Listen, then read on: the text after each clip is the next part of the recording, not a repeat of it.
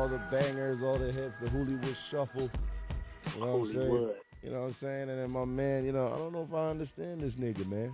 You know what I'm saying? Oh, man. You got he got all the bitches out there. He's touring. His Instagram is crazy. He got all the fucking... Is this the Moisture King? Is this the Moisture King? Come on, man. All the introductions ever. I don't understand you, yo.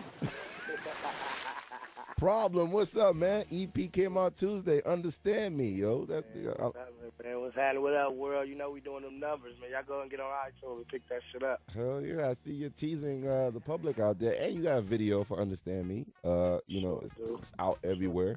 So, this is a tease of what's yet to come for 2014. Yeah, we kind of took the page out of the big homie Snoop Dogg thing. You know, like on Doggy Style, he spawned a whole other project off the Murder Was the Case record. So instead of just dropping the single, let's drop a project to promote the single. So that's kind of why we went with it.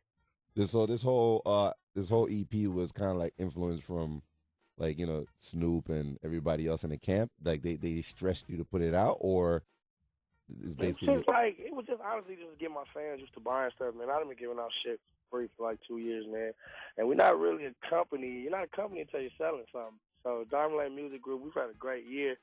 So like, man, let's go ahead and get out here, man. I think we done built up our repertoire. A lot of people know what's going on with us, man. It's like support the movement or get moved. And that's the way we feel about it. And no more proving shit. Your people are seeing, and the crowds are crazy now, man. And even I Am Sue, man. He's popping out too. I saw him like melting when he saw Pharrell the other day. Like man, yeah. He actually got a show out there, I think, to cover. He got a show out there for DR Tuesday in New York. Oh, wow. My brother, too. Damn, man. Yo, so explain to me, like, what's your plans, man? Like, what's the secret formula?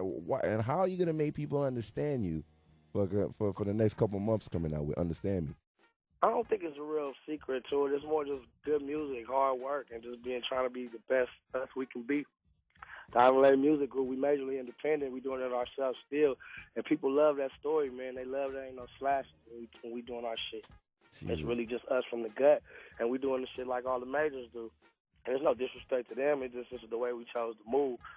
And we just trying to weed out all the whack, man, and just trying to show that we not like everything that come out of my city, man. We on fire right now and all that, whatever. There's a lot of bullshit that a lot of people promoting, and I'm here to end all that, so.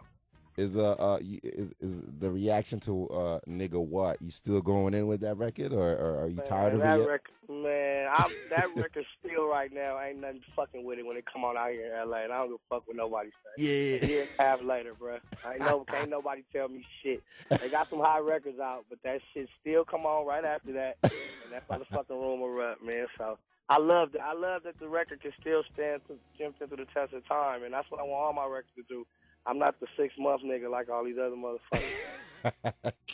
You're not gonna be ranting or anything like Kanye or anything like that. You're not gonna be because everybody has a little formula before they put their music out. It's either beef or it's like mental disturbance, or you just got a fucking bitch pussy on your Instagram. This is a good form of promo. But you're just strictly hot music, and you're out there doing the normal thing without any chaotic situation. How I handle my beefs. I told you, I'm just gonna find a nigga and kick his ass. yeah. That shit. I don't use that for publicity. I'm gonna publicize the ass whooping on somebody if they keep fucking with us. Yeah. That's about it. And then the pussy you always get, so everybody know that. You know what I'm saying? And then you're mentally okay, because we're starting to understand you, especially on the East Coast. Like, it used to be like split up, but now it's like the clubs are popping now. You got West Coast joints, people popping bottles to it. I see my niggas, they coming up a little later, Slow Bucks, they out there in fucking the West Coast with every artist. Trying to Slow Bucks. Yeah. They done brought that money truck on out here. They over there with a tank like niggas in Iraq selling crack and shit to niggas in the hood. I think they were out there selling crack, yo. They bringing crack back into the shit, man. They don't have the people looking at them people, man. They be having Rick Ross in their fucking car. No, I'm fucking that out. I ain't no snitch, man. I apologize for that T.I. moment, but let's keep it moving. Hey, man, hold on. I gotta let you know. You are the moisture / Yeah. I ain't gonna. I think I need everybody to know that, dog. Yeah. Hey, yo, all that. The king of New York is DJ Whoo Kid in my mind. And let me make it clear, man. Yo, you're a gangster guy. Your music is very gangster. Everything about you is gangster. But you made me feel fucking on some Ralph Tresvant shit when you were talking about your daughter. When you said, yo, that I'm so happy that I found out about my kid. Like that, I felt really connected with you in that Instagram you put out. That was gangster. Oh yeah, that's gangster. That's for real, man. That little girl has been a blessing in disguise, man. I'm gonna tell you, when I got that letter though, my fucking stomach hit the floor. Like, what the fuck? Wow, you didn't know about it for years, right? Wow. I didn't know about it for a whole year, and the crazy thing is, she was like, I tried to tell you. I'm like, how did you buy something like that? She said, I hit you on Facebook. I damn near slapped her through the goddamn. Come on, man, hit you on Facebook. I don't be on no fucking Facebook. But nah, man, honestly, she's ended up probably being my best BM, man. She's older than me, so yeah. Right, when I got a chance to, when I saw the little girl, I knew she was fine. Just everything, I get her every weekend, man. That's what I was saying there. So it's like a blessing in disguise. I know. I'm so happy for you, man. I felt that I was like Ralph Tresvant in the fucking car, man. I was a sensitive nigga. You know what I'm saying? Well, yeah, man. I'm a softy, man. I'm a little emotional sometimes. Yeah. Well, we're gonna make sure everybody understand you right now. This Understand Me, the EP. I'm gonna go through a couple joints. It's on iTunes right now. Make sure you get it immediately. And of course, I got a couple autographed copies for the fans out there. And I got a Lupe Fiasco coming up next, man. You ever met Lupe before?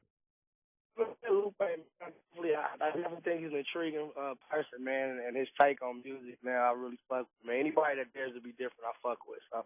Okay. All right, yeah, he's definitely dared to be different. And then I think he got the NWA letter, man. I don't know. He's definitely a new Lupe, man. You heard about the NWA letter, man, from the government, man.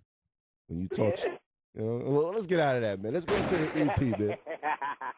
I don't want the government. Man. Hey, man, listen here, world. Guess what? Diamond Lane Music Group is the new now. Fuck everything else. Hell yeah, nigga. What? Nigga, what? Yeah, you got me there, please. In your mouth.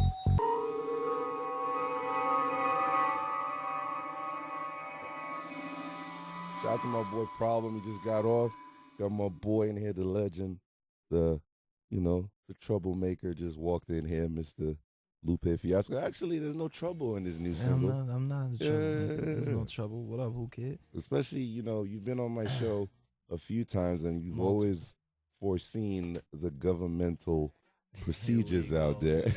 Gotta put some big words in this shit. You know how niggas is dumb out there. Here we go. Yeah, but you see, I don't have to say I told you so to the masses out there, Lupe. You've been up here a few times. Yeah. You spoke on we're not bashing Obama either. We're not bashing a black man. We're bashing all words that don't come from Lupe come from Whoo Kid. Yeah. Just established that. Anything that I did not say, Whoo Kid said. Anything that Whoo Kid said, I did not say. Let's keep the basic rules of communication. I don't want to get shot leaving here after your interview, but but you see all the issues with Obama with the website and the health care. I'm not in it. My name's Bennett. I'm not in it. You're not being political this year? No, good? No politics. I'm good. You didn't get an Easy E letter. You didn't get one of them like NWA warnings. Nah. You just had those points that you reach, and you just kind of like, Yeah, you must have got an NWA letter. It's kind of done. I rest my case. Yeah. You can't be in court all day just arguing with the judge and trying to convince the jury. Someday you just got to be like, you know what? We'll take this L. Keep it moving. On to the next one. Case dismissed. That's crazy. Defense rests. On to the next one. Speaking of on to the next one, this new single, Old School Love. Yeah. Is that part of the transformation this year? Like, a lot of your singles are controversial. This year, you're actually in a good spot right now. You're happy. The video's cool. Yeah, 3 of my singles are controversial. Yeah. Out of the 9, 10. Whatever. There's always some subliminal. See me, I'm a conspiracy theorist. I know, and that's why I don't want to get too conspiratorial about things. But even with Old School Love, if you no, there's some subliminal shit. I gotta look at it again now. Nah, kid, you got to talk about something. Yeah. I come from the hood. I've seen things. I've done things. I've witnessed things. I talk about what I see. I talk about what's real. what was real at the moment when we got Old School Love, which was, you know, we could either be nostalgic and overly sentimental, and we kind of did that in the second verse. We was talking about, you know, cool, you know, Melly Mel and the Fat Boys, and you know, who was rapping like who first, and da da da da.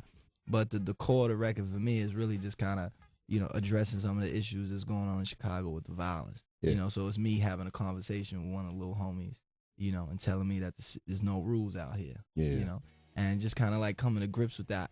You know, is it true in certain capacities? It's true. And if you watch the video, it kind of leads into it. Shout out to Kude and Chike. Okay. Video dropped last week. It's on MTV and all that. But, you know, they start the video off with, you know, raising the agenda again about, you know, violence in the streets of Chicago, you know, and how people are responding to it and reacting to it. And people react to it in different ways. I'm at the point now is more about just, you know, when these kids want to stop, they want to stop.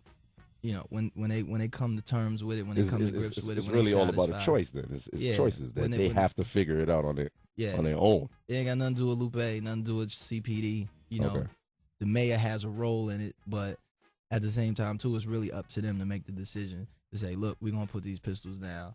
You know, we're gonna try and, you know, solve our problems in a more positive, more constructive way. Let's not say positive, a more constructive way, and handle things. And that's kind of like. The song is a piece of that. You know, it comes from that. It's like, you know, how do I talk about Chicago violence? But I'm not trying to preach to you, tell you what to do. Because honestly, on my personal day-to-day, I'm not preaching to you, trying to tell you what to do. Exactly. You know, you just do what you do.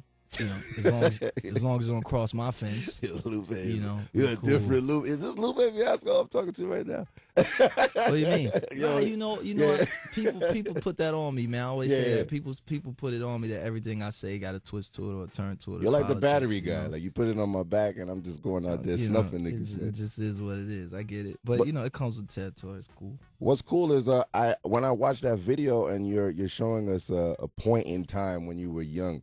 Was it still violent at that time? Yeah. Or was it fun? Like everybody just, you know, jumping rope and chilling and. I think for us, you had the separation when I was growing up. You had the violence, and then you had your fun. We're talking about Chicago people. Talking about Chicago. I'm not talking about Baltimore, or Philly, or New York, or whatever. I'm talking about Chicago. You had the violence, and the violence had its place, and then you had fun. I think what we have now, and this is outside of Chicago. This is Boston. This is Philly. This is everywhere. Yeah, it's people are having fun with violence. That's kind of ill. You know, like I think that's the difference. Is like the songs now or the pastimes now is to knock somebody out. Let's go play knockout. But what's crazy is like, you know, kids do play in that element, but there is a possibility where a kid could catch a bullet. Yeah. But at the end of the day, they're not even thinking about that. No. And that's just from my personal experiences. You know, Chicago was super violent when I was growing up, early 90s, even late 80s. It was kind of crazy. A lot of gang wars. You know, a lot of the chiefs was coming in and out of jail. The drug game was still crazy. So you had violence kind of everywhere. But for me, we were still kind of away from it, if that makes any sense. Now, there was certain neighborhoods that were directly in it, but where I grew up, you know, you had the unknowns over here and the souls over here, the GDs over here. But where we were, it was cool. And the only way you really got into it, you heard the gunshots on the next block. You didn't see the gunshots on your block. But there was rules back then. Now there's no rules. People get shot for anything. Yeah, we were talking about that. Yeah. A lot of the chiefs are locked up. A lot of the dudes who kind of had a mission statement in this whole thing are gone, or the youngins don't respect them no more. I don't know if you ever brought this up on any of our interviews. Who put you on? There was rumors that a big guy from Chicago is the reason why you came into the game. Who is that? Or you can't say that. No. It's he's doing like 30 or so, like mad life. My business partner, Chili Chill. You know, he's doing a bid right now. And we still fighting his case and doing all type of other things, appeals, et cetera, et cetera. You know, but you know, when I came into the game, people think that it's like, oh man, Lupe was like this little nerdy kid, and then he clicked up with these gangsters, and then these gangsters brought him into the game. It's like I've been around gangsters since the day I was born. You know, so it's like every part of my life has had some infusion with all my friends are killers, all my friends are criminals, or they're convicts, or they're this or they're that. But at the same time, too, I always had a other side of friends who was a computer hacker, and another kid who was a nerd, and a kid who liked skateboard, and a kid who liked this. And And that's just the way my father pushed us through life. You know, my father was an engineer and a Renaissance man and an artist, but he was friends with Jeff Fort, and he was friends with this guy, and he was friends with this person.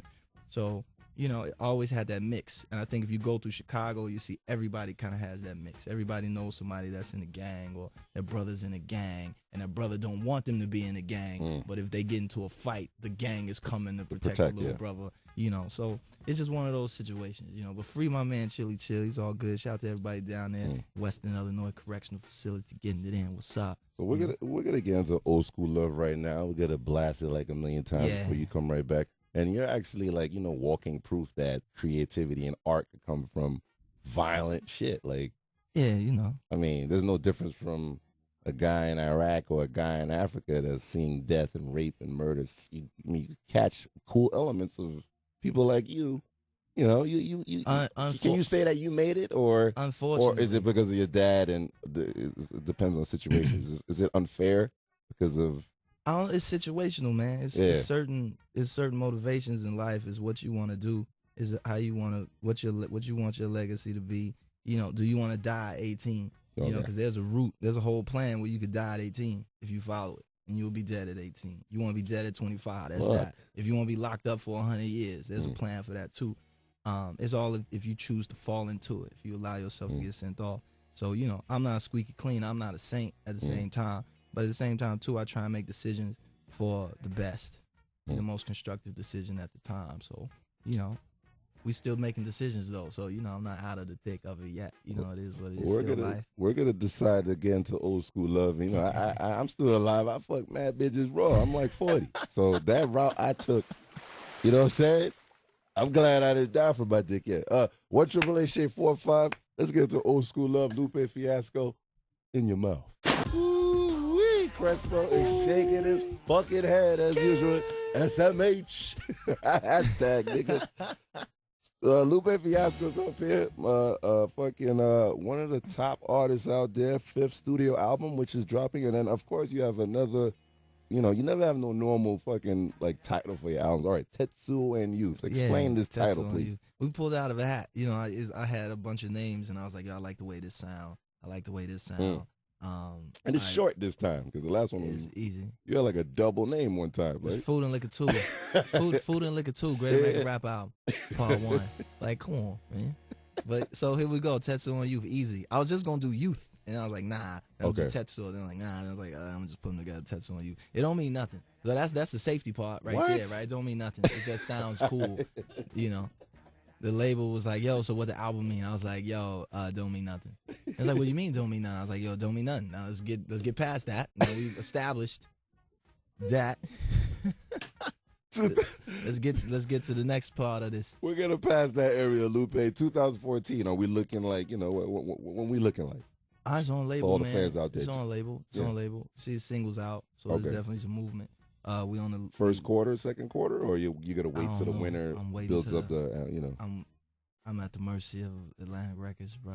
Damn, man. When they pull the trigger, they pull it when time is right. I let them do their business. You're not a slave, right? Because you know Kanye got all of us being slaves now. You're not a slave. right I'm not no goddamn slave. I just want to make sure. I mean, you know, like this machine we're in right now. I walked out the other day. I was like, damn, man. I thought I was free, yo. You know what I'm saying? It's just that they got their timing and their schedules when they want to put stuff out. Okay. We just wrapping up the last of this tour of Tetsuo and Youth preview tour, so we use that for like I think when we start November, starting November, all the way up to we got the next 2 shows in Connecticut and in Baltimore. Yeah. So I'm glad you came up today because tonight you're in Connecticut and tomorrow you're in Baltimore. Yeah. Sunday you can catch Lupe in Baltimore, and we have free tickets for the Deepest Throat that calls up here for any chick out there. With a political deep throat, but let's get out of that. But we've been using this tour to drop new music. Okay, I thought you were dropping bitches. Nah. So that's why I brought that up. We used the tour to put out new music, and we've been performing some of the new records live and kind of getting seeing what the fans feel like. So it's been cool. And the new single features Ed Sheeran. Is that his name? Ed Sheeran? Oh, Ed Sheeran. Is it Sheeran? Or Sharon? Sharon? Ed Sheeran? Is it Sheeran? Look at this guy. I said it right? Is that Sheeran? You said Shireen. Oh shit! It sounds so smooth when I say it. Though. Oh, she ran. Well, I was gonna say that, but that sounds really stupid. Ed Sheeran. Okay, is that why the choice of using? I don't know. It's that Lupe formula. White guy on the hook, Lupe rapping. You know what I'm saying? But and the label knows that. That's how I get down. But they actually put that record together. They came in and had Ed with me and Ed on the same label. So we put Ed together, put me together. It's like, here's a song that's nice. Y'all do that. And, you know, now it's slowly climbing up the charts. Let me see what happens with it. Are you in your own circle, or are you influenced by the chaos that's out there? People are either thinking 10, 20 years ahead in their music, like Kanye, or they're just being super crazy ignorant. I'm not going to shout out nobody in Chicago because I want to die. So the music that's out there. You ain't going to die, man. Yeah, whatever. You ain't going to die. Okay. You ain't going to die. So how are you influenced now? Is it different? Is it a new album? Different? Now it's like, you know, the lyrics are back because of Kendrick. Kendrick, you've been kicking lyrics forever. You've been kicking shit. You've been teaching us. You've been... Lyrics never went nowhere. Exactly. Obviously, it never went nowhere. Stop doing that. Lyrics never went nowhere. That's a shot in the face to lyricists who've been out here doing their thing since they started.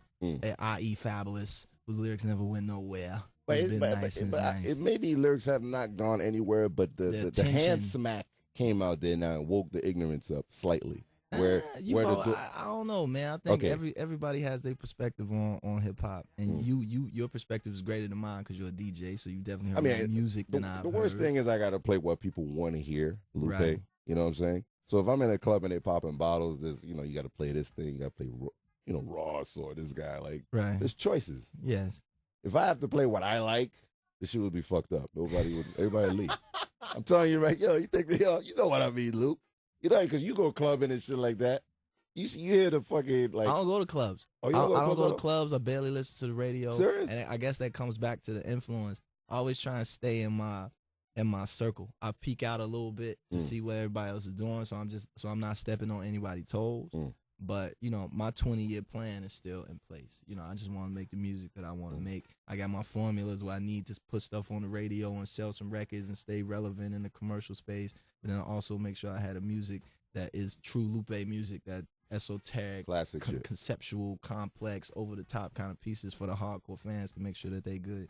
And that's really it. I don't really chase into something. I will do this, and it's a few pieces that are on the new album. Is my approach at ratchetness. Like what's Lupe's approach at ratchetness?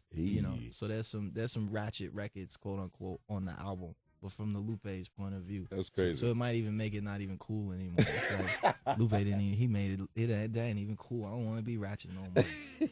But it's there. Your diehard core fans will be taken care of with this new album, of course.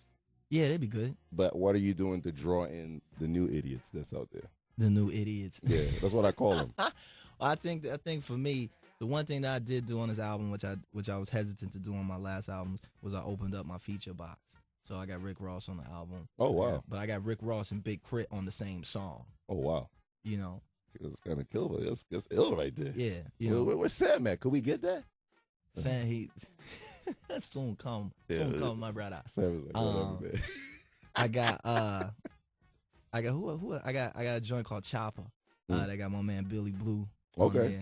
Got Young Buck from Psychodrama. Young Buck from G Unit. Oh no, I was about to say, you doing it, son. The OG Young Buck from Psychodrama's on there. My man Trevor Trouble is on there. Okay. My man Glasses Malone is on there. That's my nigga right there. My man Family is on there. My man, who else is on that joint? It's like 6 niggas on there. My man Trey the Truth is on there. That's another nigga right there, yo. But it's like real dudes that I know in the industry where people those are my personal relationships behind the scene. Okay. And it's like, yo, let's do a record because these people don't think that it's G's in my circle. They think it's like a bunch of nerds and lames running around. So let me just do a little something to show these niggas. Like, nah, I got a few hitters in my crew. But and not even for that, not even to be on some boastful, kind of what have you. It's just that to show you once again, like I come from both sides. I walk from both sides and I relate to both sides. I relate more to the streets than I do to the other side, to be honest. Simply because I got a closer relationship with these dudes. And for me, they're a little bit more authentic than just kind of the backpack niggas who just rap to rap.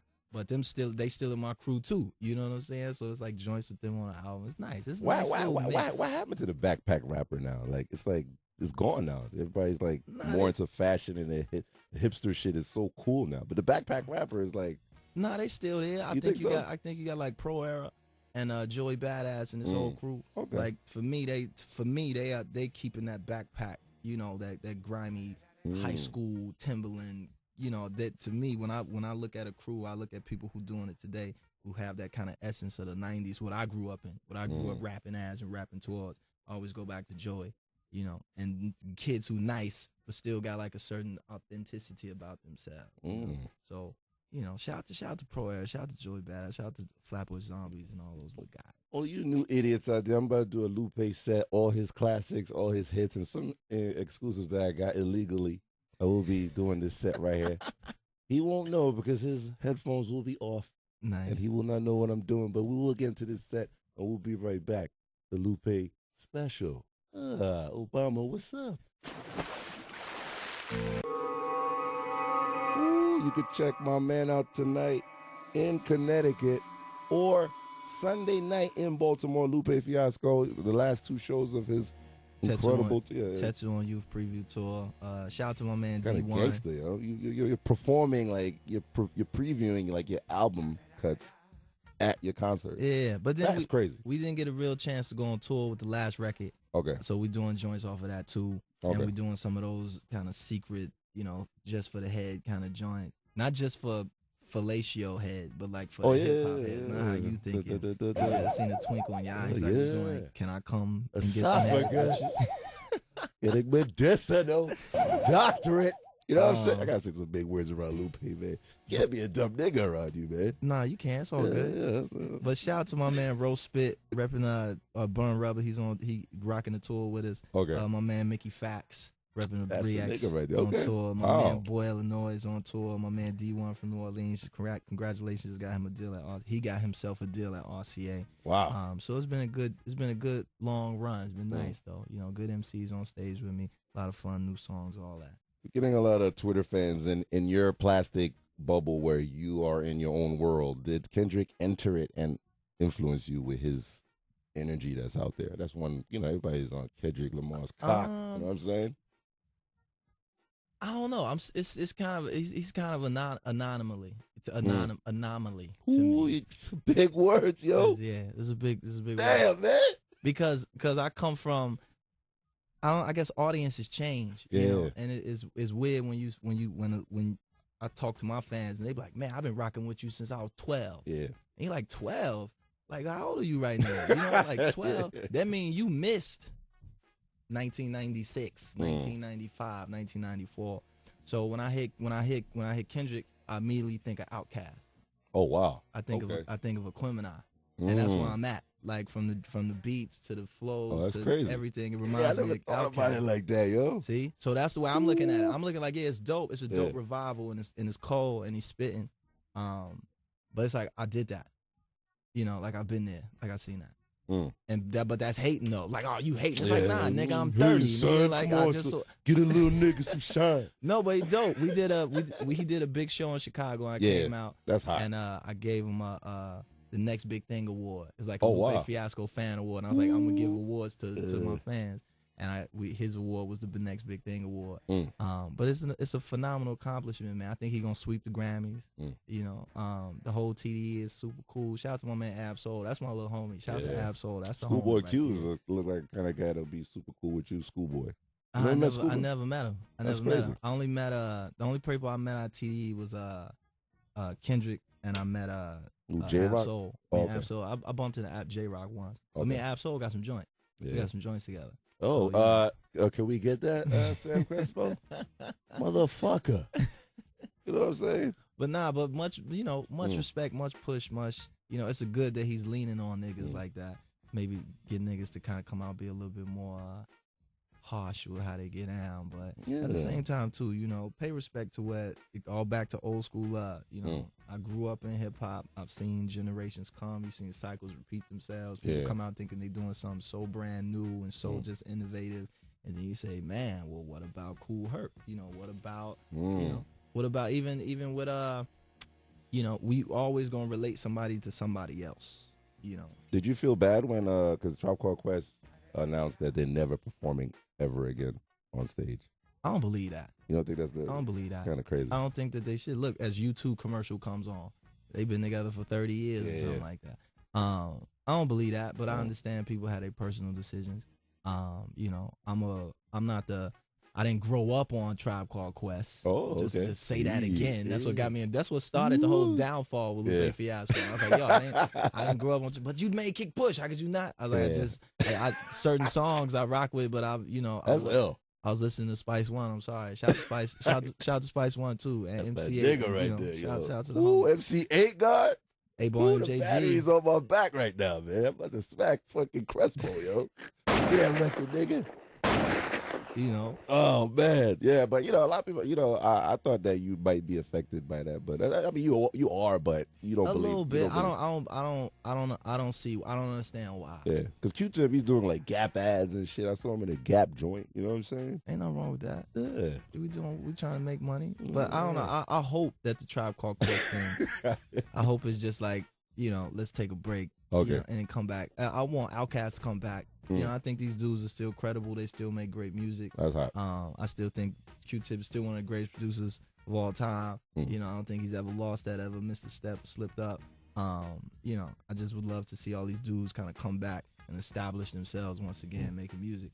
You know, let's see what happens. I heard through the you know, Johnny Nunez snitch files that Johnny Nunez snitch files. Why you calling Johnny Nunez a snitch? Yeah, I mean, no, in a cool way. Not he ain't not no niggas locked up or nothing like that. You know what I'm saying? Johnny Nunez, you got me 10 years. But he actually was there when I think Kanye invited all the whole crew, like Jay, everybody to his Grammys party, and then the only one he dedicated his look and success to was you. Who did that? Kanye West did that. That's what Johnny told me. He took I don't think that. Bro, I mean, you can put it out there. You know what I'm saying? No. That's your boy right there. You know Kanye's the homie. You know, but I'm not responsible for that. Do you understand him, where he's at right now? Because you've known him for years. Do you understand where he's at with it, with all the ranting and futuristic music and all that? I watched the progressions. I watched him, you know, get treated up at Rockefeller a few times, you know, and understand that I watched him get treated by L.A. Reid one time, you know, where it was like, yo, you should just stick to rapping. I mean, you should just stick to beats. Oh, wow. You shouldn't rap. And to tell that to somebody, that definitely sparks some type of fire in them, you know.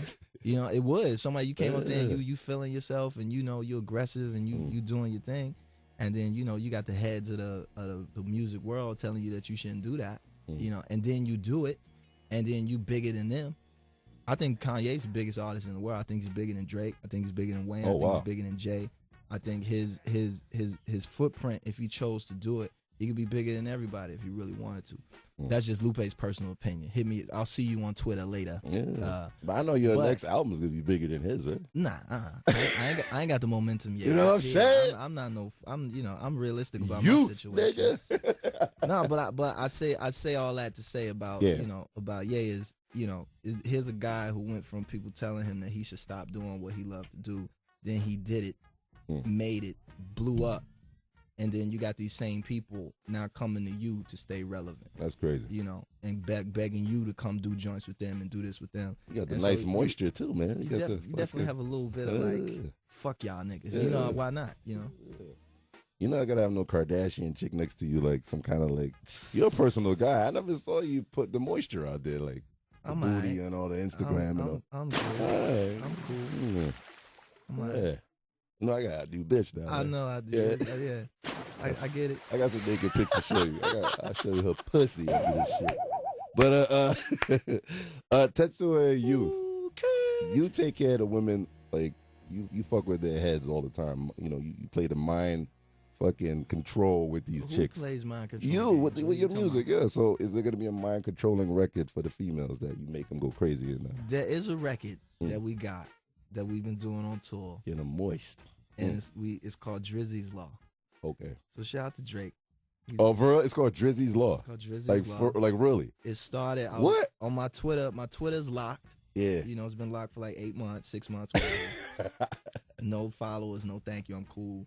But on Twitter, we established this piece called Drizzy's Law, where I don't retweet or reply to dudes, because dudes are haters. Yeah. Right? So it kind of, steamrolled into its own little movement, its own little world. That's hot. And so we did a song, and the song was kind of like just a little joke. We was going to throw it on Twitter and rock it. But it became like a real serious record. So it's going to be on the album. We performed it live. If you want to hear it, come out tonight or meet me in Be More tomorrow. Yeah. But it's called Drizzy's Law. And we make all the dudes in the crowd step back. Some of them, we make them turn around. Some dudes get pissed and leave. Wow, that's and crazy. We just bring all the girls to the front. And you got to get Drake on that remix. Yo, what's that Crespo at, man? It just becomes this. Can you imagine Drake hear this shit and he's like, what?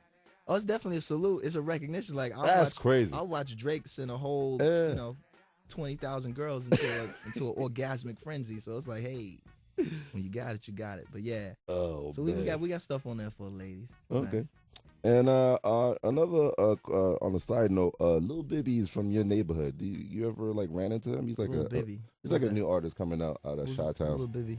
Like, I don't know. Oh, okay, all right. Well, but shout out to Rondo. Shout out to Rondo number 9. Shout out to my bro Lil Durk. Shout out to OTF.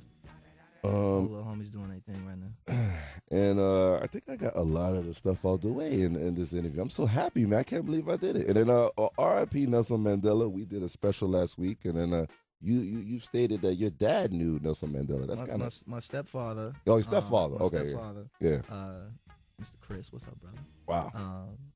He's real close with the family. And, that's crazy. He wanted me to come down to South Africa numerous of times for the past years, for the past 10 years. He's like, man, come down to South Africa, come to South Africa, come to South Africa, come to South Africa, da da da da da da da. And I never, took the opportunity to go. So, unfortunately, I never got a chance to meet Mr. Mandela or his family or anything like that. But again, like you said, rest in peace, beautiful brother. First, the original black president doing his thing. That's crazy, man. Rest in peace. I just wanted to hear that from you being the political king. I'm not the political king, man. I'm not the political king. Leave me alone. I need to get that. Yo, can we check his mail? Cause I know you got the NWA letter, man, from the White House. I ain't get no letter, man. Come on, man. Bullshit ain't nothing. They probably send me an invite. They're like, man, listen. It's the end of the term is coming to an end. I mean, the conspiracy about the white, how they say the government kind of was the reason why Eazy-E got murdered. I tell you really on some real realness. And when Barack was still a senator and he was running to be president in Chicago, kind of just starting, he reached out to us, Lupe, Fiasco, to come in and just play a part and do something in the campaign. But my partner Chill was fighting his case. They found out about the case, and just like that might not be a good look at the moment because it was kind of a crazy case. That's a little Lupe Obama history fact for you there. So crazy. It ain't always been bad blood, and it's never been like, I hate this dude, da da da da da. It's never been like I never believed that anyway. But it's all for me. It's like if we're gonna be real, let's keep it real. If we're gonna keep it 100, let's keep it 100. I'm not gonna get into it, but the things that I've said have always been about challenge. Correct, protect, respect, all out of love, coming from a place of love because you're the pillar of, the world power and you just so happen to be black. Don't be doing the same thing that George Bush did. Don't be doing the same thing that his did. Don't be doing the same thing Ronald Reagan did. You know what I'm saying? Like if we about peace and love, then let's have peace and love. I don't want Obama to get killed though. I mean, you saw what they did to Kennedy. He tried to help us and hang with us. I'll put you like this. I'd die for it. Blah! You know what I'm saying? Lupe would die for it. Wow. If I was in that slot, first, all the Ku Klux, everybody from Ku Klux Klan got to go. No. First day in office, everything KKK Connect is done. Terrorist list, drones in Mississippi. Everybody out of here. Everybody gone. Shit, I'll be dead in 2 weeks. Exactly, that's what I'm saying. I'm dead. Boom. 43rd President Lupe. Don't make me be president. I'm pussy, yo. I'm like, yo, let them niggas in, man. But it's some people that's not though. It's some people that's like, man, I'm not a leader. You know that. People are chosen in life to be what they're supposed to do. Exactly. And then if you can't realize who you are and not honest with yourself, if you're that kind of guy, you ready to die, then that's really your nature. But I'm busy. Hey, Biggie I'm Smalls. not dying for nothing. Biggie Smalls. I'll push my wife in front of the nigga. What's Biggie first album? While they shooting, nigga. Biggie's first album, Ready to Die. Yeah. If you ain't ready to die, bro, then what we doing? Exactly, man. So I'm glad it's gangsters and pussies, man. Yeah, we can't live without each other, man. 1-888-SHADE-45. Whoo Kid. 2014, man. Tetsuo and Youth, the new album, and everybody can check out for it. And your Twitter, are you gonna let it? Nah, Twitter's loose? locked. Still gonna be locked. Twitter's locked. Hit me at lupefiasco.com. Get all the updates. Instagram, Lupe Fiasco is open, and we're allowing people to follow us. But the Twitter's locked. And you're on your third chapter in your novel that you're about to put up. Chapter number 7. Oh yeah, number 7. Actually, yeah, we're in chapter 7. Okay, wow. I'm you know me, I love reading books. You know what I'm saying? I'm a smart nigga. On Triple H 45, we're out of here.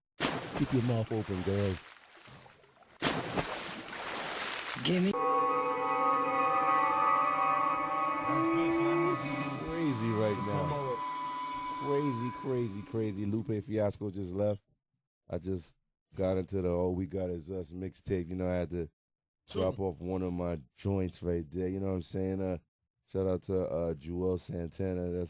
That's my favorite shit right there. Your Bucks, can you shout out the title of that record? Oh, please? yeah, that Tell Somebody, Joel Santana. Tell somebody. Bounce lit. Tell somebody. That's fucking up the clubs right now. Who Kid? Why did I tell you, Slow? I told you. Once I first heard that record, that shit is perfect for the clubs. Well, yeah, Slow. Don't be shy, nigga. Nah, I ain't shy. I'm just letting my boys do what they do. Yeah, but you be it's only my 100th time. You know what I'm saying? You killing niggas on out there. Shape 45 or Whoo Kid. Yo, for all the idiots out there, I've known you guys since childhood, but for the idiots out there, you shout out the 101 of Slow Bucks, the SBOE. Shout it out right now. Who's up here immediately? Right now, it's me, Slow, Bounce. You know what I mean? My young boy, Vaughn.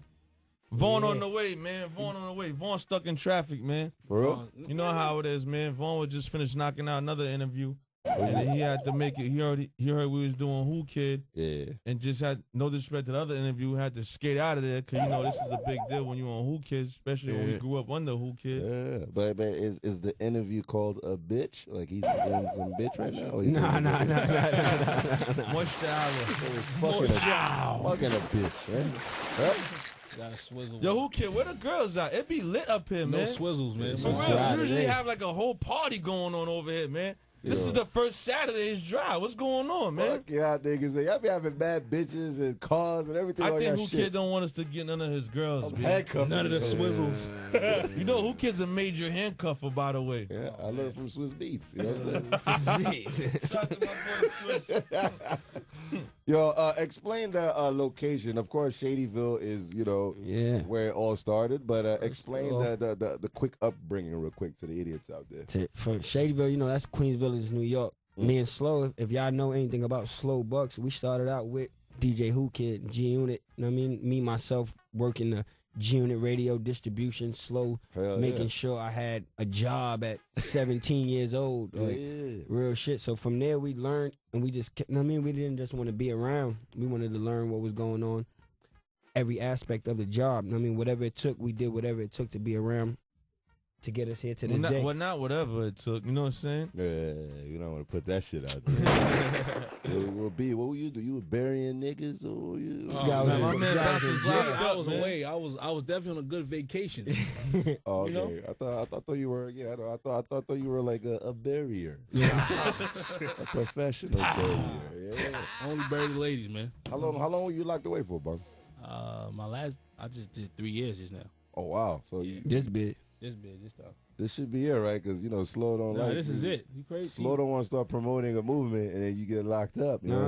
He been home. He been home for a couple years. It's all about transition, man. Yeah, you gotta transition. Some people go through certain things, they learn from it. We learn from everything we went through. You know what I'm saying? Definitely. This time around, Bounce came home and he's like, "Yo, what's going on?" I said, "Man, like you would like to say it's lit. What you gonna do, player? Shit is lit. You got two options: to go back to what you was doing to get back to jail, or just change. You know what I'm saying? This shit is lit now. I don't know. I got time. You guys, I feel like you guys are on your own stratosphere. Are you guys like influenced by like the Kendrick Lamar, influence like this. We influence each other. Like, that shit don't really phase us. Like we influence. Like I look at what Slow do. Like you know what I'm saying. I'm not really pressed by like anybody else. My big brother. I look at Soup. I look at Slow. I look at T-Dogs. I look at like niggas like Ross. We look at people like yourself. You know where we come from. Come on, Whoo Kid. You had a Lambo way before these niggas. These artists even had Lambos. You know I was just about to get into. You had me making more. I made more money than my parents at 17 years old. Shot Money pulled up on the same block. I don't care about these rappers really. Shot Money pulled up on the same block. Bounce got taught on his hand with the red Rari. I know y'all remember that. Facts. I'm just saying though. Honestly though, we was by the grace of God, we was able to be around some successful people that came out of right from our neighborhood. Shout out to DJ Envy, Clue, Steve Kid, Steve Stout, Shot Money XL. You know the list goes on. Ed Lover.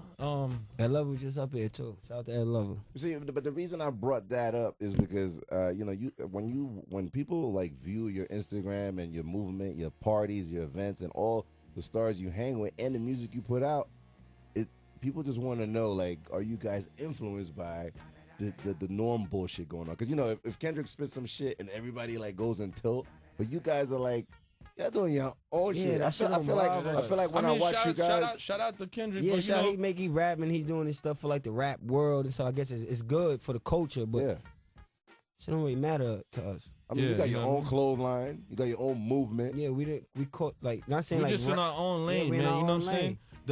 Kendrick worked hard to get to where he's at, so shout out to him for that, because it's all about hard work and dedication. Yeah. But to be honest with you, you know what he took to do, what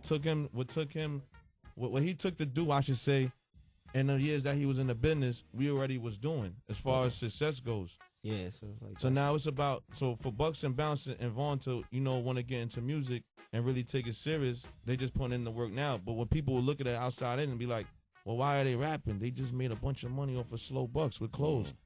But it wasn't as easy as they thought it was. It was all hard work. Everything is hard work. It's not just because we know all the rappers and we be around everybody, we come from under you, mean it's just given to us. You still got to work for it. And all those rappers ain't stupid. And for everybody who knows, if you work under a guy named Curtis Jackson, ain't nothing easy. It's not. It's a whole different situation, man. A lot of these guys got it real easy. It wasn't easy for us. It wasn't. I don't care what nobody says. Well, right now, y'all making it look very easy because you guys are. Of course, we're never going to let them see us sweat. We always made it look easy before we was even doing what we was doing now. Yeah. They go Reef in here, the guy that created What Up Gangsta in his house, you know what I'm saying? But before, because, you know, I found out that, you know, if you bury a killer nigga, you can use spices. I'm going to ask Bounce that when we come back. Maybe he could teach me how to throw salt or something, or asbestos. Asbestos could melt a body quick. Shit. I got a dead body in high school somewhere. I don't know about none of that stuff right there, man. Well, we're going to play some killer music right now. Let's get to the mixtape, which came out, what, 2 months ago? Halloween. Halloween. It's our second mixtape for the year. All we got is us. One came out April. Second one just came out Halloween. You ain't got to go get it. Datpiff.com right now. Live mixtape. Always. Hosted by my man, DJ Whoo Kid. Yeah, we're going to get into that right now. 1-888 Shade 45. We'll be back with Slow Bucks to continue the moisture and the entrance exam to all the esophaguses out there. Let's keep it medicinal. Fallopian tubes. It's DJ Whoo Kid, the Whoolywood Shuffle. Everybody's on my show. Actors, strippers, sports stars, comedians. A-list only. I don't interview losers. Non-stop action, non-stop moisture. You'll be laughing. You'll be peeing on yourself. Get wet. Every Saturday, 10 a.m. to 5 p.m. Eastern Time on Shade 45, Sirius XM.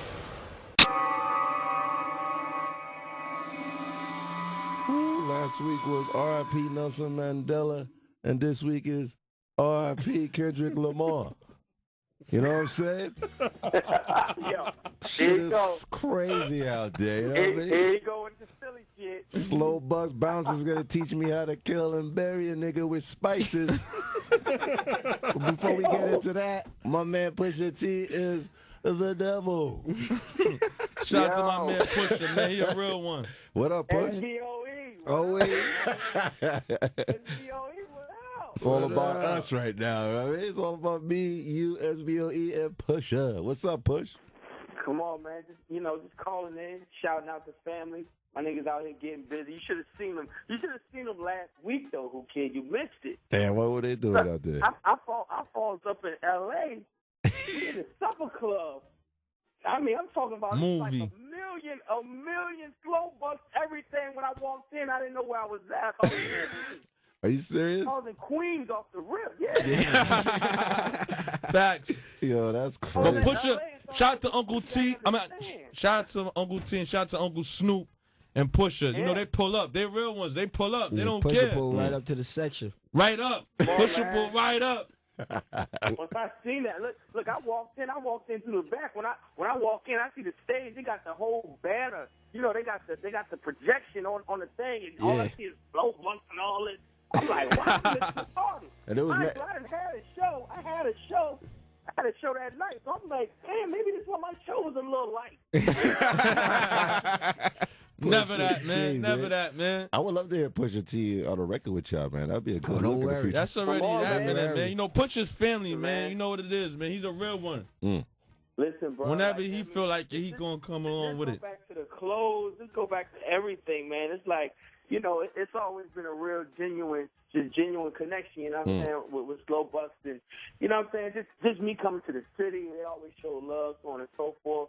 Then we got the clothing thing in common. It's just always been like, it's always about some business, it's always about some money, always be about getting ahead. Not for nothing. A lot of people don't know. Not to cut you off. A lot of people don't know. Not for nothing. Pusha, before we got our situation with Seth, we're over there by Echo with Seth. Pusha had a situation. He had two situations for us. Oh, wow. You know what I'm saying? Like, he really was on it. You know what I mean? Just, you know, giving us the light and giving us the way to go at them to get what we needed out of them. He's like, if they going to give you this, then stay there. But if they not, we going to got these two situations right here for y'all.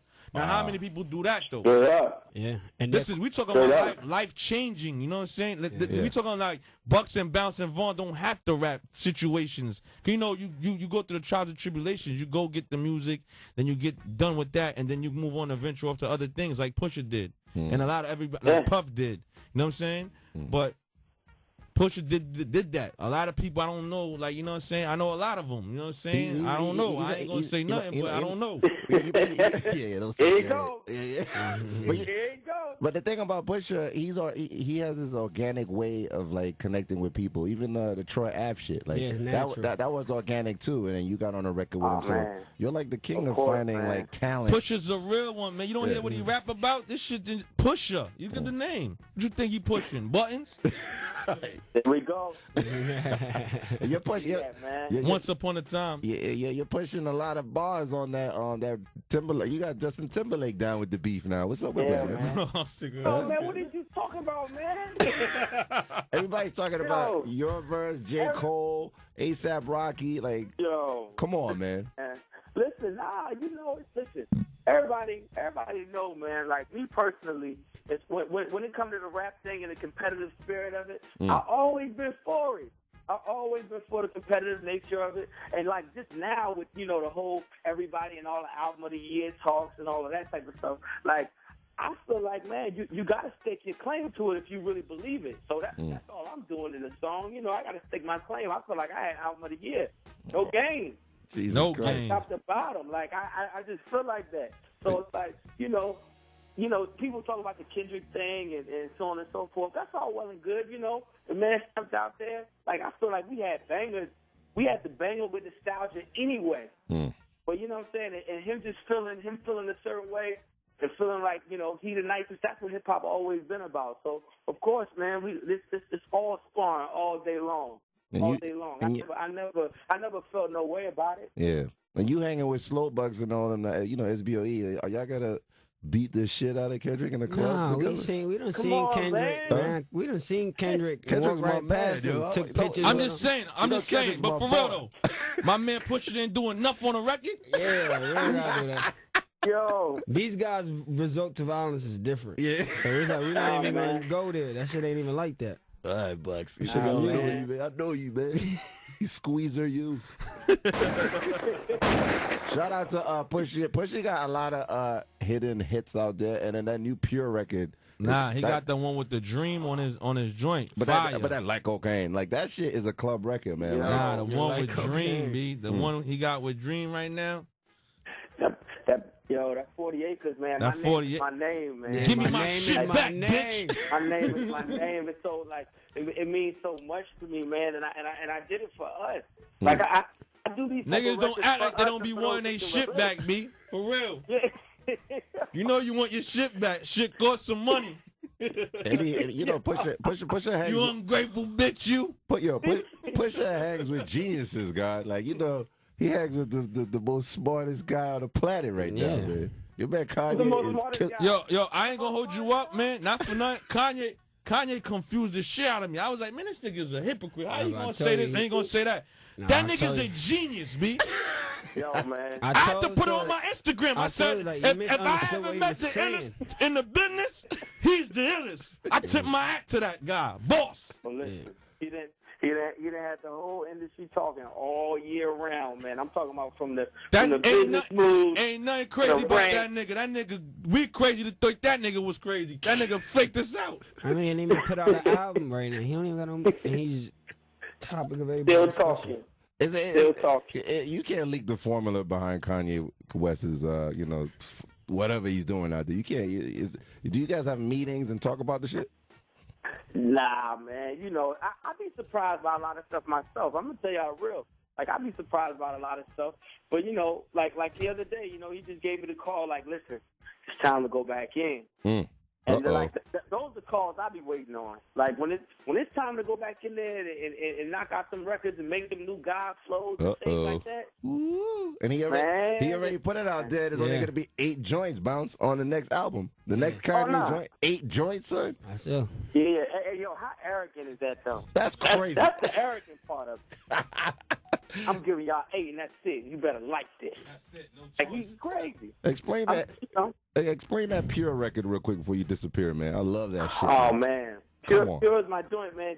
You know, shout out to Drizzy. Shout out Dope Boys Cash Out, man. They hit me up. They hit me up like, yo. And I just, you know, like, I did it a little while ago, man. I sort of wish it would have came out a little bit earlier because, you know, everybody was talking about La Marina at the time. So, you know what I'm saying? That's just where it all started from. That's where my whole mentality stepped from. Like, New York, man, New York is the setting for a lot of things when it comes to energy in this industry. It's the essence.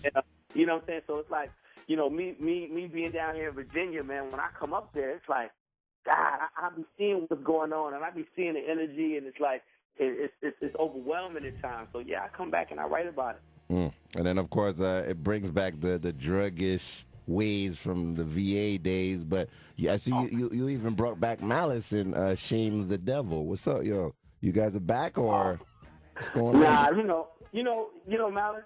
He had asked me to, you know, get on the record for his album. Of course, that's my big brother. We always gonna be the Clips. You know, I'm doing my solo thing right now. He's doing his solo thing. And as soon as he's ready, man, it's time to go. And Clips, could we get a Clips reunion? Clips is back, or of course, it's never been a split up. Clips never been nowhere. You talking about how they back? No, they been here. Okay, I just want to make sure, man, because you know everybody's like breaking up out there for bitches. Nah, we can't. Not just you, Whoo Kid. That's just you doing everything for bitches, dude. That's you going to Dubai taking that extra money. I heard about it. Yeah. These guys riding camels and shit. Assalamu alaikum. My first time in Dubai was with Whoo Kid. Yeah. Wow. I ain't even gonna hold you up. First DJ I seen, my man Envy's holding it down right now, by the way. So first DJ I seen, Rory, Lambo time, Whoo Kid, 5-7 years ago. This nigga was on his own tour. And it wasn't for 50. But I actually got that from 50 was Bugatti and then. I don't want to fucking like bust anybody's bubble, but when I first saw the Clips, they both had separate Ferraris. I was like, what the fuck? And they still got them. Man. What you thought? The years just changed. That's what happened. It's just the years. They just riding the year rough right now. Remember that shit when I had a show in Virginia Beach and then you came with the Ferrari? I was like, yo, what the fuck? Like, listen, man. You know, acting up, man. We was just acting up. You know, being I like that. Acting up, B. acting up, trying to find ourselves. But you know, Whoo Kid, man, you really set the precedence, though, man, straight up. Like, everybody need to know, man. Whoo Kid definitely set the precedence. I mean, I was on tour with y'all, man. I was on tour with y'all. You 2 or 3 clubs. Right. That's where the hustle was coming. Like, man. I ain't gonna front. When I used to invite you, man, I got some money from you being there too, nigga. Yeah. Come on, man. I got clips coming through. They hanging with me, yo. They charging like 4 G's for a walkthrough. Yeah, with my man Money. You hear the hustle, right? Yeah, but it's too late now, nigga. You know what I mean? I got you. Or 888-45. Yo, let's do a Pusha T mix and we'll come back with SBOE, man. I'm glad you called up, man. We ain't gotta come back with SBO. Let's go straight with the Pusha, man. You know we fuck with Pusha, man. Pusha T. 100 with Pusha it. T. All we got is us, too. All we got is us, too. Pusha got good chemistry, too, with Fab. Like, they got a lot of good records, a lot of good joints. You know what I'm saying? Look for Pusha on that new Soul Tape 3. You know what I'm saying? Rumors has it, you know how to change diapers ill, God. I heard you changing Kanye Kid diaper fast. Oh, man. We out here. We out here. My nigga. Este es el ritmo del latino.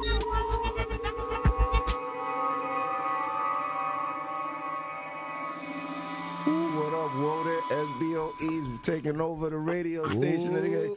Eminem's channel, Shade 45, and we got the biggest Woda. I'm out. Does he still say Woda?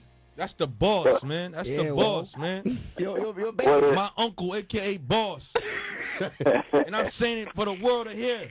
It's the boss. What up, baby? I know a lot of rappers, and I know they might be mad that I never gave this introduction, but it is what it is, man. Yeah, nigga. Yeah, nigga. Yeah, your boss is so happy, King man. Stunner. Look, boss is dancing over here, man. King Stunner to you niggas. Yeah, baby, do you still use the word Woda? You still use that heavy? Nah, Woda ain't really popping no more. You know, New Orleans it changes. But, you know, Water is so traditional, so, you know, you got some old heads still rock with the water, but we on something different. Like, it's 5 now. It's what's popping 5. What's popping 5?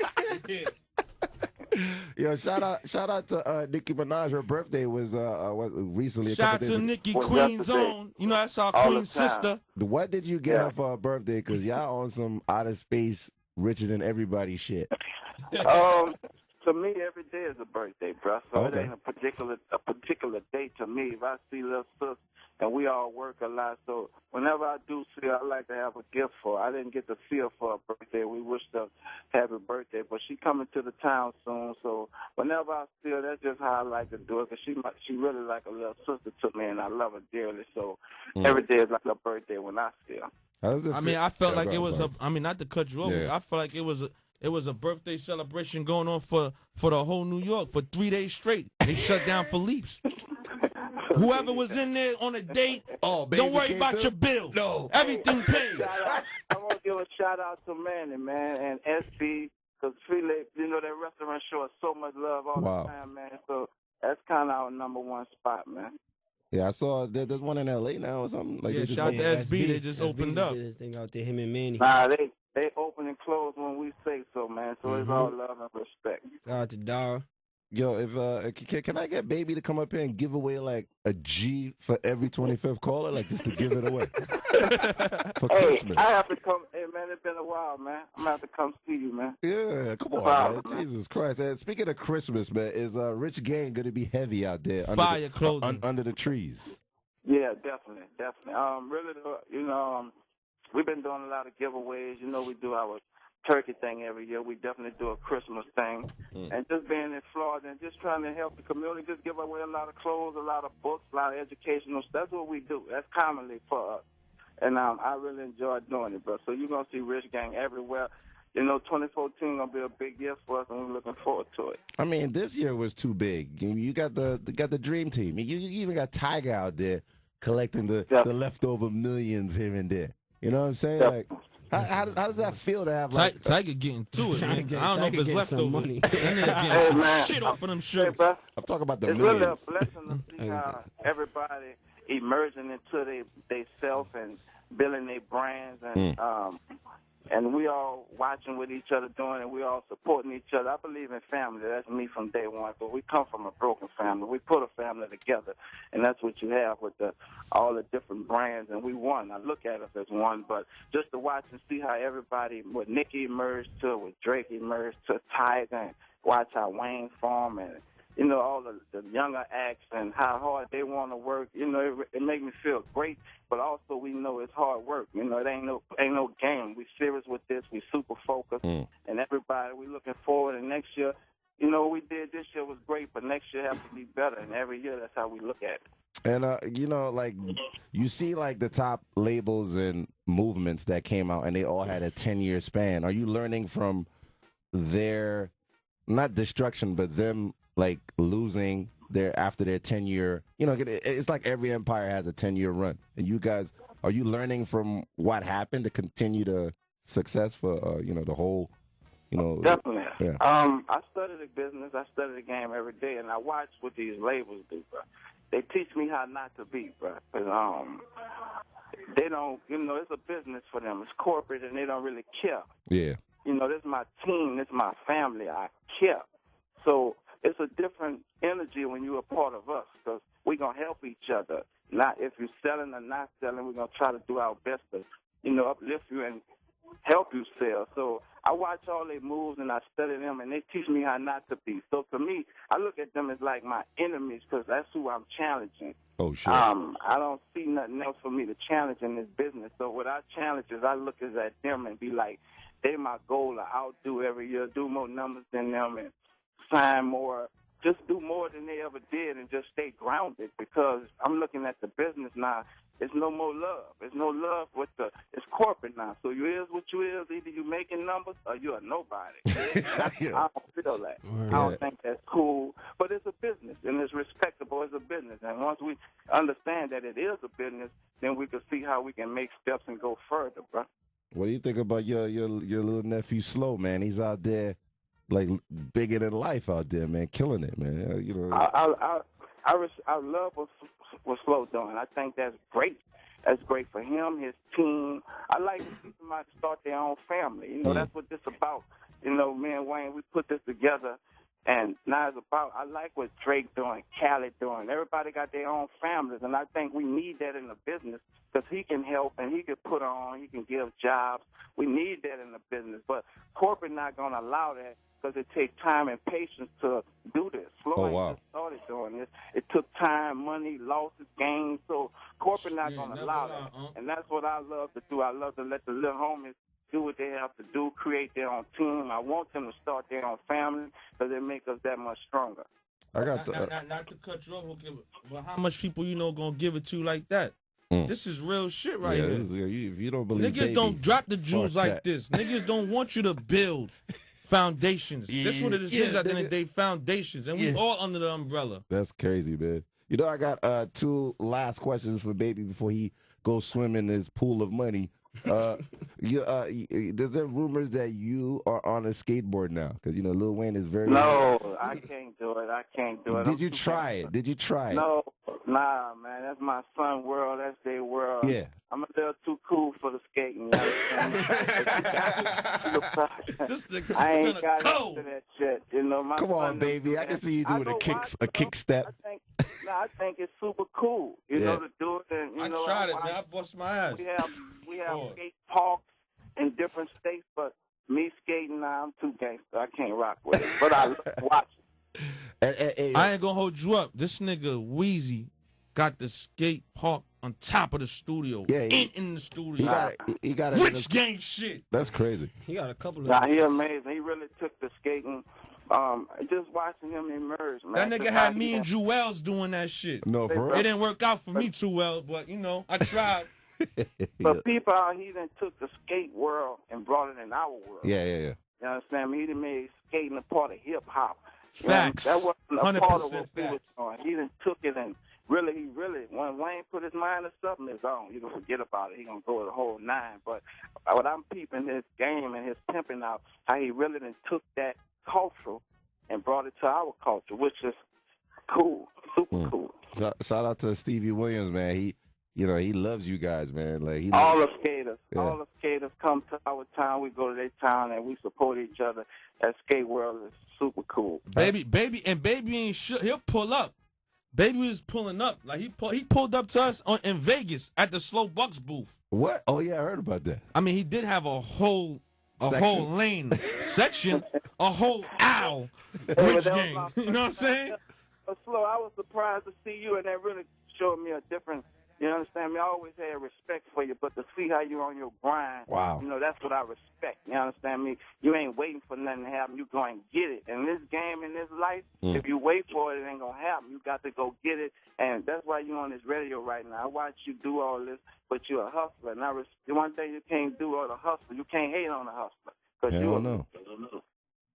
And you know what's gangster? Speaking of, because Slowbucks is very cool with Floyd Mayweather. Like, you always, like, how does it feel to have the biggest boxer, period, always have Lil Wayne on his side before they go on the ring? Hey, but we've been friends with Floyd for like 10, 15 years. So these things that he's doing now, we always spoke about that. Oh, wow. It came to existence nowadays. Floyd's like my brother. I got nothing but love and respect for him and what he do and what kind of hustler he is, what's his ambition in life, what he's trying to accomplish. So it's always been a mutual respect because he got him and his dad and me and Wayne. We always had that type of love and respect for each other on a daddy-son type of relationship. So to watch him do what he do, that's powerful for me to say a black man and his come up and how he then rose. That's what's popping. We need that. And the last question, Bucks told me that there was another deal with Drake. How did you get Drake to come to your company? Because I already had other deals, but I never knew the real story how he came. Man, it's a stunner. Who in their right mind gonna go anywhere else? Yeah. Drake was a fan before a friend. Yeah. So he already was a cash money millionaire. And when opportunity came, maybe we put the most on the table, which that was my thing, because I just thought that this was a very talented young man, and we saw a future with him. So it was about him being comfortable, because really Drake made the decision at the end of the day, this is where he wanted to be. The money, it was there from the start, but it was his decision, and, Drake is my little brother. I love him to death, and he's family-oriented. I know y'all hear all kind of crazy shit, but we can't read none of that shit. Drake down with the team for life, and he made that commitment when we did another situation. You understand me? So I got nothing but respect for Drake and the whole OVO camp as family forever. That's why I'm glad you called and put that out there, because I don't believe what the blogs are saying. Oh, Drake is doing his own thing. Fuck Lil Wayne. He's big-headed. I'm glad that, I never believed that anyway. It's just bullshit press out there. But Drake is not, if you know him, he's not big-headed in no type of way. Of course. You understand me? But people see when people emerge, and like what I say, Nicki emerged, Drake emerged. We support the emerge. We want them to do everything he's doing. Like, he got the Nike, he got the Toronto rap. That's what this about. This about you developing and becoming bigger. We all be bigger at that point. But if you got somebody not allowing you to be bigger, then it's a problem. And we don't operate like that. We want you. We're going to support you. We're going to make sure the team supports you. And we're going to keep going, keep marching, and we're going to get the next person to try to do that. And that's how we've been around for 22 years. And 100 million records later, man. I saw that special with Manny Fresh, all of y'all on stage. Was that 100? What was it, 100 million or more than that? 500 million. 500 million. Records. 100, don't ever disrespect like that. 100 million, that's just his wristwear.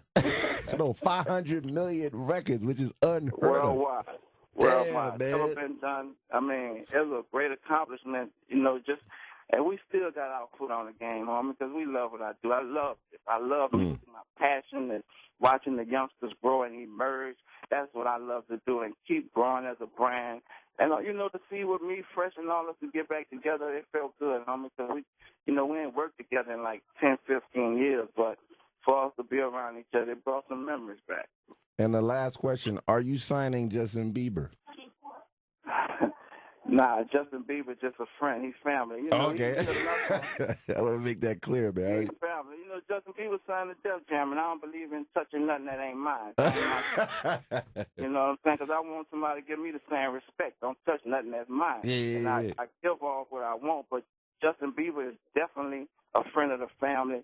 Me, Wayne, Drake, everybody, we rock with the little homie, but he's a part of us in heart. And, a lot of people, even like, Future, people might think Future with us, but he is with us in heart because he's my family, he's my team. Wow, okay. You understand me? And we embrace him like that, but he's signed to another label. But you know, he with us. He a part of us. And same thing with JB, bro. He a part of us.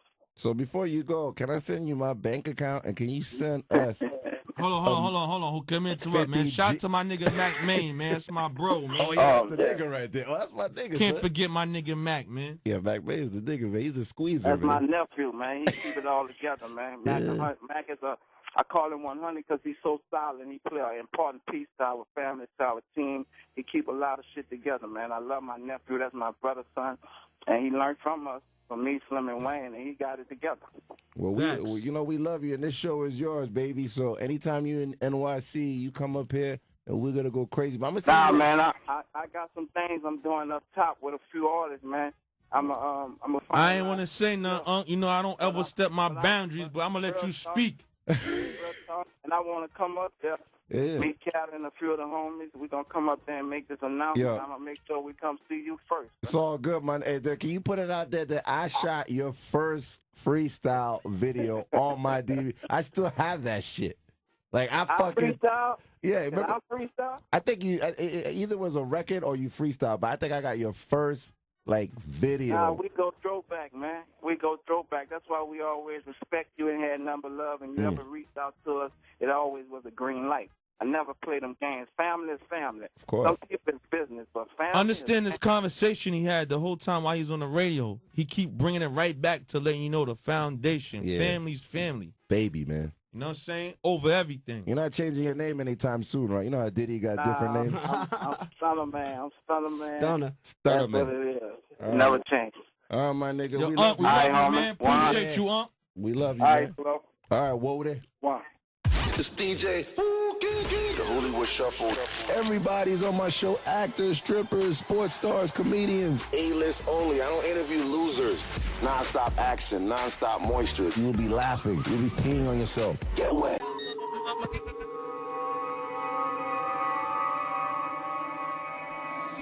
The Slow Bucks takeover. Jesus Christ, it's too much shit. Phones is ringing again, man. Now we in Harlem right now. I thought we were in Shadyville. Now we in Harlem, God, with the Phantoms and just left my man Pusha. Just left my man Baby, a.k.a. Unc Stunner. Now the boss on the phone. Yep.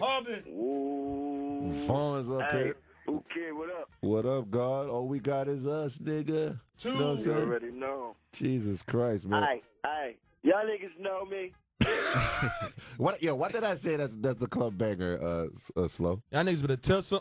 Y'all niggas better tell somebody. Yo, that New York City, that's us. That's us, nigga. Yeah, man. Yo, Big Bentley Musain, that's us. What's the formula? Shout out, shit, bounce. Yeah. Lit.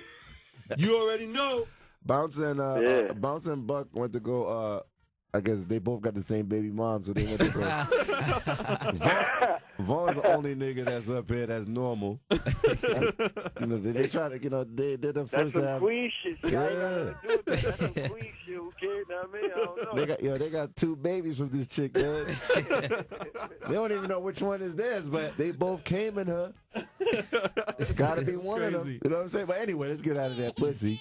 But Jewels, man, like. Call Maury, man. We got to call Maury. Yeah, we got to call Maury for that cunt. You know what I'm saying? But anyway, how did this all fucking get together, man? Like the origins of how they kidnapped you into their clique.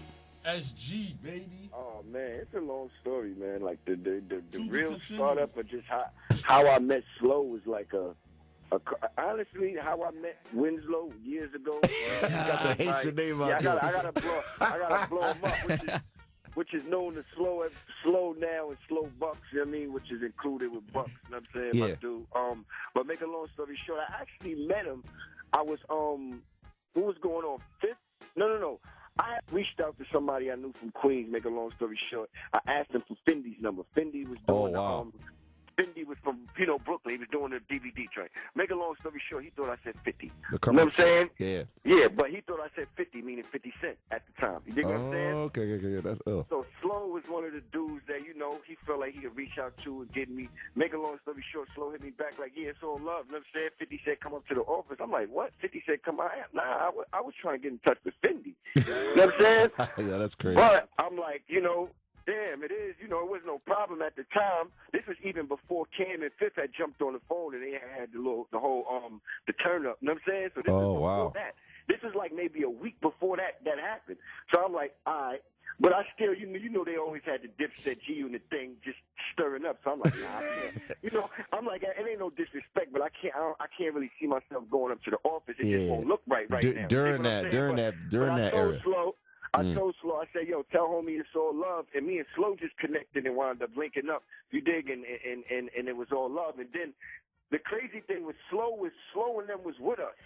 And in Harlem, we were shooting a video when Cam and Fifth got into the beef on the phone. Yo, that's crazy. So it was a weird situation because we was like a week into knowing them. We knew that was 50 crew, you know what I'm saying?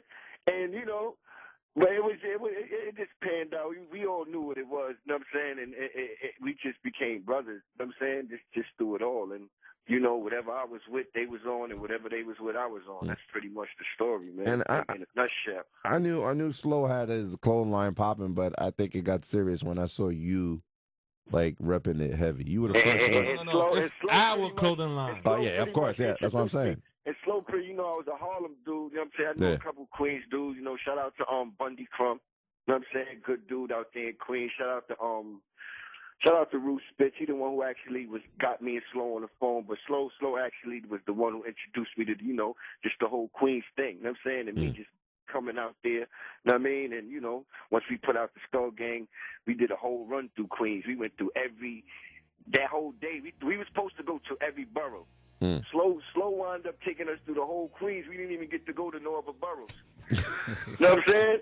It was Baisley Day. It was Baisley Day up in there. You know what I mean? It was crazy. How does he do that shit, man? Hood. Yo, I said this guy's good. Yo, the day that I thought Slow was like the illest.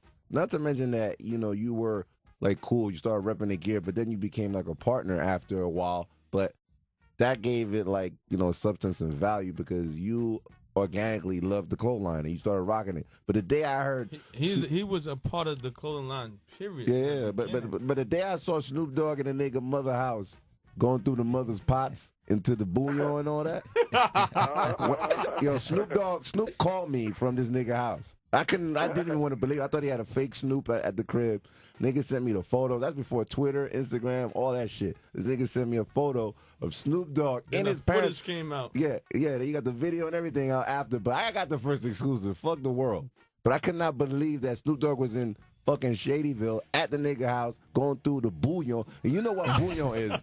You Haitian soup. I know you had the Haitian moisture before. I mean, I don't know disrespect to who you dating now, but it's possible to put it down though. Yeah, that shit don't make any fucking sense. How he gets people in the hood, like Meek Mill, Papa Wheeling in Shadyville, like you hanging in the hood, fucking ball players, like even got ball players getting locked up in the hood. Like this nigga gets everybody. Hey, that wasn't me. Okay, that wasn't me. I'm sorry, man. That was Bounce. But but I'm even in this mixtape, like you know, SBOE, All We Got Is Us, like all this organic connection and getting together. He just got Baby to call up here, like all kinds of motherfuckers. Pusha T, everybody called up here. You could get more. I told him to chill the fuck out. You know what I'm saying? But for sure. Shout out to my man Diddy. But I don't understand you gotta write a book on this shit. Even Jewels, I'm surprised you never even put a book out. But this shit is amazing how this whole movement is coming together. Jewels is like playing the cut, man. Honestly, Jewels is the head honcho, man. Listen, if I wrote the book right now, I have to stop in the middle because the story's far from finished. Yeah. You know what I'm saying? I would have to stop in the middle. It's like you have to read an unfinished book. And you know what I'm saying? Yo, but it's funny you say that, but if you see the connection, or to be the first to be continuation book. Come on, you know man. We'll write it up to now. We'll write it up to where we at now, and then just the next one you got to see. You know what I'm saying? Because it only gets better. Speaking of the book that's being written, we just had Baby call up here, and rumors has it you might sign with Lil Weezy. Is that a rumor? I or? mean, who keeps trying to trick you, man? Nah, you know. Baby said he got some surprises when he come up. Let the surprises pull up. Yeah, nigga. Oh, he's so mad about that one. Shout out to the homie. Yeah, nigga. But yeah, you know, me and Weezy always been connected, always been brothers. So, you know, if we decide to sit down and, you know what I'm saying, and chop things up and make a great business decision, you know what I'm saying? that may be what y'all get. Now, who knows? You know what I'm saying? And the fact that the fact that you got 40 to 50 records done with him, that kind of like helps. And I need some of them joints. You know? Yeah. Right now, it's about the power, man. You know, the industry is fickle, man, and some of these labels that y'all think is doing a lot, they ain't really doing a lot. So you gotta, you know what I'm saying? I mean, look at Jeezy. He's yelling at Def Jam. It's like that's what I'm saying. But at the end of the day, like 90% of it is we could do 90% ourselves. You know what I'm saying? It's just it's that other 10%. You dig what I'm Bucks, saying? living testament. Jesus Christ. We could do 90% ourselves. So at the end of the day, I always say, man, it's like being in bed with a bitch and you can't fuck her. You gotta kick that bitch out. You gotta go. You know what I'm saying? You gotta go. Get the fuck up out of here. Yeah. I need a new home. Fuck out of here. Listen, man. Get. Yeah. Yo, before but nah, you know. Before you get the fuck out of here. That's why I told you, man, the book will be unfinished, man. We gotta wait. We gotta wait to write that book. I'm not gonna bring up any dipset questions. That's why I ain't mad. I ain't do no VH1, no. You know what they got the behind the music. That's what I was gonna bring up too. Yeah, it's far from finished. You know what I'm saying? Yeah, but before you disappear into the moisture out there, give me one. No homo. Yeah, no homo. Yeah, talk about bitches. Pause. Yeah. Give me one funny story on Vaughn, like some shit he did in the studio that was fucked up. What if throw the dirt on me? Vaughn probably got a big smile on his face right now. Give me one in studio. Give me one in studio. Vaughn's a good, humble kid, man. Yeah. He know how to rap. You dig what I'm saying? And he's just hungry. You know what I'm saying? He's out to get it. Okay. So you know, well, Vaughn, I don't know. I can't name one specific funny incident. Bounce to give you $5 million. Yeah. Bounce probably give you. He always just got something going on though. Yeah. He's just always smiling. This guy, Vaughn. I thought Els was gonna tell him about the Instagram picture, man. Els loves to put the craziest emojis under my shits, laughing at me. No. I'm like, yo. Oh yeah. Nah. I like fucking with him. He be posting some crazy sometimes. You gotta get him. I love the sleepaway photos where niggas be snoozing and this nigga slow be catching niggas. Have you been caught, Joel, sleeping? I wish they had Instagram when I had my studio though, like in Jersey though. Oh man. This guy used to put firecrackers in your blunt. I used to have firecrackers in the blunt. You know what I'm saying? And don't want to know what he did to the Ciroc bottles. Crazy, he didn't like nobody touching his Ciroc bottles. So what he'll do is he'll pull. Dirty nigga, man. You know what? I'm gonna tell you a story though in my studio. I had like 10 cases of Ciroc, so I noticed they was getting low. They was getting real low, like real low. Like, oh, niggas is just stealing. This is playing niggas is stealing. So you know, I had them on top. They just, you know what I mean? Make a long story short, I wound up pouring the liquor out and putting gasoline in one of the bottles. Shit. Nah, come on, man. You a dirty nigga, man. You trying to kill it. Listen, man. Yo, man. Don't touch nothing that ain't supposed to be touched in the studio. You know what I'm saying? Hilarious, man. Jesus Christ. Let's get into this mixtape, man. Any new music that we need to be shocked about, or you're basically in the cave, in the studio getting shit done? That guy's not in the cave, man. He's all over this mixtape, man. Yeah. Play that real niggas, man. All right, let's get Whip it with the left. Right. Whip it with the right. Hey. Hit it with the ice. Hey. It's locked up night. Y'all know what I'm talking about. Yeah. 1-888 Shape 4. Yo, Joel, man, we gotta have you up here live, man. I'm doing a beach party for New Year's with 20 white bitches.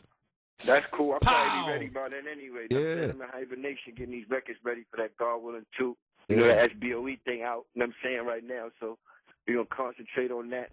I'm gonna let that rock out and just, you know what I mean? Yeah. Get ready to put this music out. You know what I mean? Should we get Joel's like a special donut, like an iced out donut? You know, like the donuts that be in the pool? Because this is like a beach party. Have that nigga we can do all that. Come in there with no shirt with the bitches, you know what I'm saying? Old school, like how Cam and Mace did it in Horse and Carriage. Yeah. That's hot. Yeah. With the limo, the open limo, the pool and the limo joint, that shit was hard. We got to do that. Call 50, tell them let's use the crib. Yeah, let's do that. Good. Hey. You know what I mean? Let's keep Come on. Yo, Joel. Hey, nigga, we coming to CT, nigga. Yeah, we out here. 1-888. Who Kid's like, no. He's going to take the girls from me. I know, man. Oh, nah. I'm out of here. All right, yo. My nigga. Pow. Damn, Slow, man. This is too much, right? Yo, we just have Baby, Pusha T, Lupe. Come on, man. Your man Jewel just called up here. Family, all family members of SBOE. Vaughn is still up here, you know, with the bitches on the line. The number is 1-888-SHADE-45. And, of course, every 25th caller gets the Slow Bucks mixtapes autographed by Slow Bucks himself. You don't mind his autograph and shit, right? Yeah, hell no, don't mind. I just played Always on Time, you know, just the hook part. And, of course, you know, I got my homegirl on the air right now. Where you at, Shanti? What's happening? I'm in New York City. What's going on? Always on time. Always there when you call. Yo, how much you get paid for that hook? You know how much people copied your style after you came out with them hooks? Do I know? I'm going to go ahead and say yeah. No, I'm just kidding. Yo, mad people were copying your shit. Yo, that shit, yo, I ain't gonna front, man. That was like, yo, I was going crazy in the clubs with your hooks going. But that's a compliment. I appreciate it. I really do. I mean, I don't care how fake it is, how beef or whatever. That was like the biggest record at that time. Like, that shit was ridiculous, man. It was like overwhelming, you know? But It was. We had a great run. That was a great time. I know, but let me stop talking about it before I get smacked. But, Ashanti, man, yeah. Speaking of getting smacked, yo, Rick Ross record is hot. Right now, it's going good. We've been running it here and there on the show, but now we're going to put it in full rotation. See, that's what I'm talking about. Yeah. That's what I'm talking about. How did that come about? I got it. How did that come about, man? Because, you know, you've worked with so many people, but where did Ross thing come from? Or is it just by connections? I was actually, this is when I was filming Army Wives. I was down in South Carolina, and LT Hutton, he produced the beat. He sent me the record, and I was like, oh, my God, the beat is crazy. Because to me, it kind of delved into every genre. It was like, it was hip-hop, it was R&B, and it was kind of sexy, and it was classical because of the piano. You know what I mean? So when I wrote it, I was like, yo, we need something heavy on there. You know what I mean? So we reached out to Ross. Of course, my brother Zlo helped all of that come to fruition. Slow, but yeah, but of course, he helped all of that come to fruition. And it was funny. It was right around my birthday. I was in Vegas, and Ross called my phone at like 6 in the morning, and he was rhyming a little bit of the verse. He left it on my voicemail. What? So I woke up like, yes! Yeah, that's hot, yo. That is crazy. Yeah, not for nothing, but that ain't got nothing to do with me. When you got fired like she got, who gonna say no to that? Talent, son. Jesus Christ, man. Yo, you know, and I'm happy you came up and you called up for a little quick taste because, you know, I'm going to beg you to host the Christmas show live on air this year with me. I did it last year with Diddy. Maybe I could beg Ashanti. You have a Christmas album coming out. I think it'd be perfect. That would be perfect. Yeah. That would actually, you see, you ain't got to beg, man. Yeah, you got to, you know. I keep telling you. You keep saying you scared of my mom's. Yeah, not even shout like to that. Mama, Joe. Yeah, your mother's like a ninja, God. She's like, hey, I was like, yo, I'm just saying hi. I got chopped like, yo, I lost my Adam's apple. I'm like a gay nigga. Crazy. Yo, your mother cut my Adam's apple off. I was like, yo, Stupid. yo, she's not trying to let nobody near you. You know what I'm saying? Nobody touching my daughter. I told you she keeps the choppers in the car just in case. Yo, man, I think you're going to be like 60. She's going to be 130 in a wheelchair, and she's still yeah. You know what I'm saying? Like, I'm telling you, her and my sister. Yeah, crazy. your sister got the burner, but, you know, but I can't get past your moms, yo. But other than that, I would love to have you come host up here and then just wild out with us, like, you know, for the holidays, man. Definitely. I'll come through. Like I said, I have an EP that's available now because I did a Christmas movie. My company, Written Entertainment and Lifetime, partnered up together. I did the